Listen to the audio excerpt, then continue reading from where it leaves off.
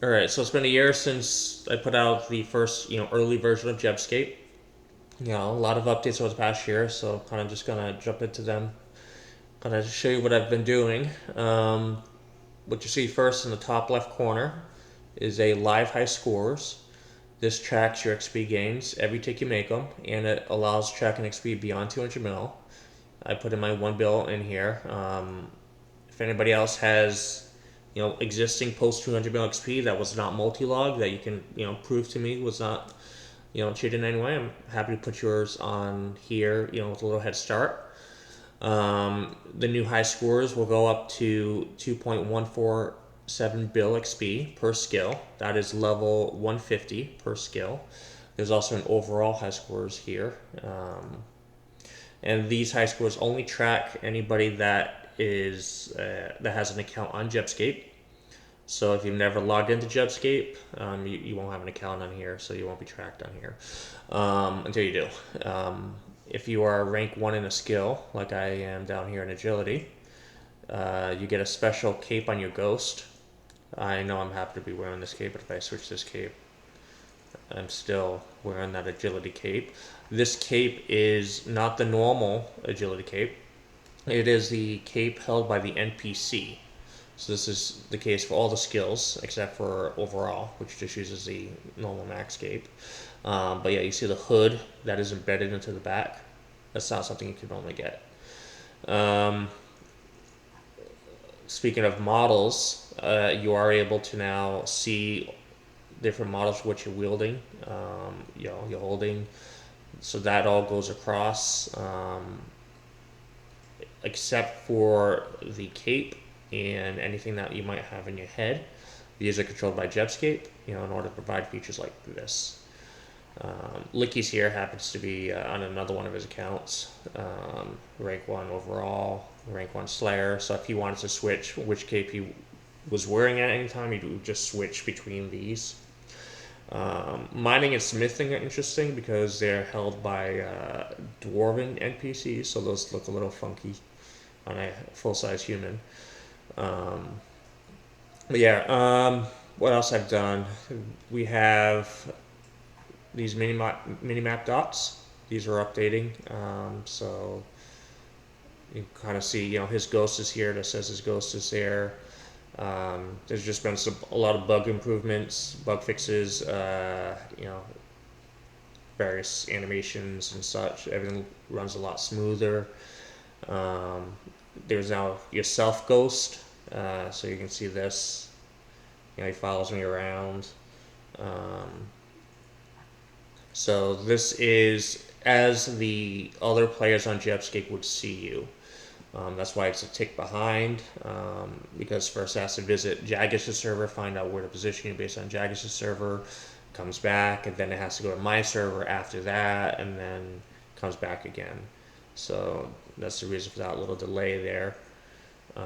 In the future, there will be a server authoritative version where I would do all pathfinding on my server, and it'll be able to do custom pathfinding because these buildings would be able to removed, or you'd be able to add new obstacles on the way, and all of that stuff would be handled by my server. So the idea of these ghosts in the future is that they're going to be able to kind of separate from your normal player, your normal Jagex player, and run off and do their own thing. So maybe imagine there was like a little ghost rat here or something. You can go run off and stomp on it. So got a lot of plans. Don't want to go into too much detail on maybe all the plans I want to do, but the vision is still to have a custom world of RuneScape, be able to mod the world around you and have others be able to play it. That's still the vision. So I'm to get there, I'm just doing a lot of these little features. So to kind of small proof of concepts that kind of prove out a lot of the technology I'm working on the back end. For example, to make this high score system, I needed something that could update ranks, sort ranks on the fly every single tick. So you actually watch your ranks change one rank at a time per tick. This is what enables it to be done live, as opposed to how Jagex does it, which is offline. once you log out, and then it tries to resort it fully. This one was actually doing like a partial sort per tick. So you actually kind of watch yourself climbing up through the ranks, one rank at a time, to kind of land at where it needs to land at. Another thing is just having player accounts, have an account system. That's very key. So you get to create one account per day. All you do is you log into RuneScape as you normally would. You have the plugin enabled, and it automatically creates an account for you. And you get to create one per day. And when you do, it'll say something down here about you create an account, and then you get to create a pin for it. So your login credentials are stored in your RuneLite profile. And your RuneLite profile, so basically when you create an account on JebScape, it gives you back a special, unique key. You need this key stored. If you want to play on a different computer, you generally want this stored on your RuneLite profile, so you need a RuneLite account. It gets stored in the RuneLite server. In order to help secure it while it's stored on either your computer or the RuneLite server, this pin will kind of salt that value and make it a little harder for them to figure out, anyone that might get access to it, whether that's RuneLite staff or anybody that happens to use your computer. So in this case, I'm just going to like 9999 as an example. Ideally, you would do something more secure than that. If at any point you want to change your pin, you can change it here. If you want to remove your pin, you can just do 0000. This will remove your pin. You do not have to enter this in every time you log in. I try to remove as much friction as possible, and so I want this to be very seamless, very simple, not getting in your way. So if you don't so if you don't feel like having a pin at all, you can just have it removed. But if you do have a pin, it only asks for it every time you start a new RuneLite session. So if you close the RuneLite program here and then you open it up again, like once a week for the update or something, then it'll ask you for your pin. Other than that, you don't need to enter it every single time. If this ghost is annoying, your own ghost, you can always hide him, so you don't have to go and see him.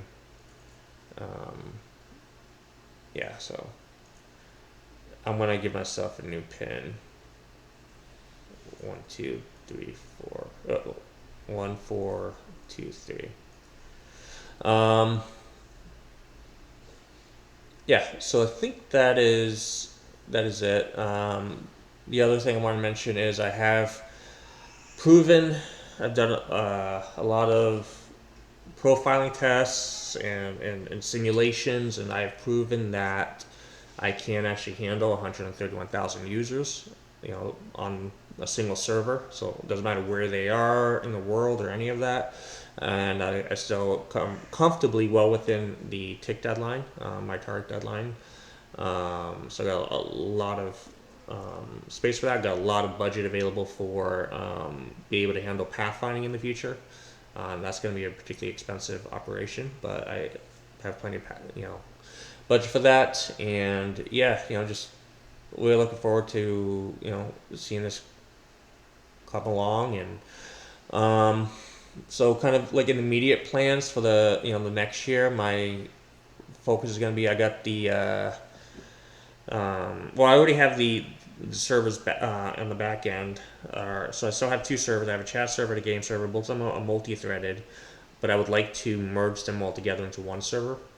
So have this truly be one single server. Up the bandwidth I'm using, I want to kind of start targeting 1 gigabit per second. That's going to enable a lot more possibilities, in terms of number of visible NPCs, number of items on the ground, things like that. So you want to be able to have little ghost items, little ghost NPCs. This thing could go off attacker at, or maybe there's a tree over here and the ghost can go and cut down the tree. And it'll be separate from your player. So a lot of plans.